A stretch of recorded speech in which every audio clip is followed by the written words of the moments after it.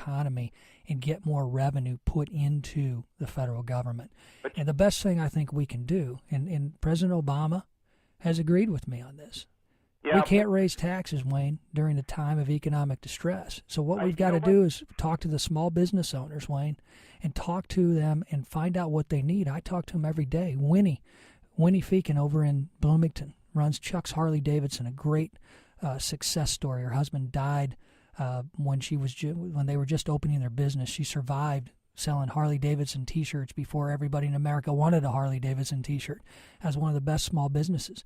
She wants certainty in knowing what her tax bill is going to look like at the end of this year. And then you talk about also health care costs. Go ahead, Wayne. I spent fairly regular conversations with Congressman Johnson, and on this show he explained everything we could cut in government. And he said there is no way without a revenue increase we can begin to catch up. It's just not there. Now, he also said 2 wars that we borrowed for were the biggest costs affecting our government. But right now, U of I is owned $308 million. My cousin works at a prison, a new one, over in Kewanee. They are 9 months behind in paying their tradesmen. And we can't pay our bills in Illinois. When are we going to say, all right, we got to take a tax increase more than Quinn allowed? I don't know if it was ever a panacea, but that's what we needed. I don't make a lot of money. I'm ready to pay a higher tax to build a better community, not just to keep my bills low. I want to build schools. And I don't know. I do think you can handle a tax increase on certain individuals here in Illinois without damaging small business and those at a very modest income. We need an increase to pay these bills. All right.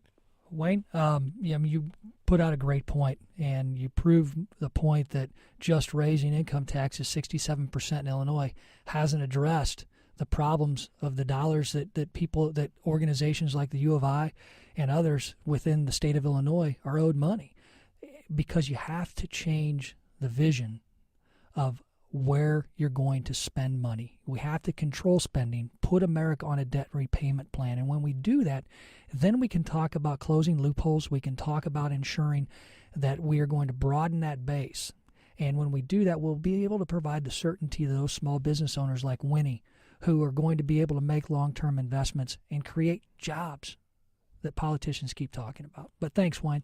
Mr. Davis, we have an email from Taylor who asks, what are your feelings on the UC2B project, and specifically the idea of a public government entity competing directly with private industry? Well, there's, my experience in working within the federal government has shown me that there's great examples of public-private partnerships. And what I want to do as a member of Congress is to look at every opportunity we have to ensure that private investment and the environment that we allow to operate here in this country is paramount to getting out of the way in the regulatory branch. I think right now here in this country we see a lot of over-regulation that has created an environment that unfortunately has killed job creation and possibilities here in this country. I think we need to have somebody who understands that it's okay to get into the weeds legislatively and see where we can assist and still provide that regulatory safety net that all of America needs. And I look forward to doing that, to be able to create that environment. And some of the time we need to look at public-private partnerships as a benefit. But I'll look at every single one and every single opportunity just like this one, and we'll come up with a great plan of action. All right. Our next call is Paul in Champaign County. Good morning, Paul. Good morning. Yeah, I wanted to get to the horse race and the advertising, et cetera.